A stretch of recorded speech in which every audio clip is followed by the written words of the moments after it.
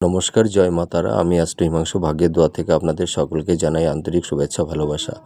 আজ আমি যে প্রেডিকশানটা করতে চলেছি সেটি হচ্ছে রাহুর ক্ষেত্র নিয়ে আমি আলোচনা করব। জাতকেরা হলে আপনারা আপনাদের ডান হাতটাকে দেখবেন, আর জাতিকারা হলে আপনারা আপনাদের বাঁ হাতটাকে দেখবেন।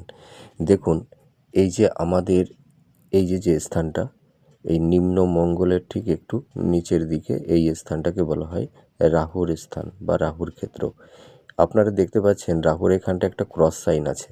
এই ধরনের সাইন থাকলে আপনাদের জীবনে কী সমস্যা তৈরি হয়, এই ধরনের সাইন যদি কোনো জাতক জাতিকাদের থেকে থাকে তাহলে তারা উত্তরাধিকার সূত্রে, মানে সেটা পিতার দিক দিয়েও হতে পারে, মাতার দিক দিয়েও হতে পারে, সেই স্থাবর সম্পত্তি থেকে আপনারা বিতাড়িত হবেন, প্রতারিত হবেন। সেই সম্পত্তি আপনারা কোনো মতেই পাবেন না, এবং আর্থিক দিক দিয়ে হয়তো বন্ধুবান্ধবের দিক থেকেও হতে পারে, বা পরিবারের দিক থেকেও হতে পারে, বা অন্য কোনো জায়গায় বেসরকারি কোনো সংস্থা থেকে হতে পারে, যে প্রচুর অর্থের ব্যাপারে আপনারা সেখান থেকে হয়তো প্রতারিত হয়েছেন অর্থনৈতিক দিক দিয়ে।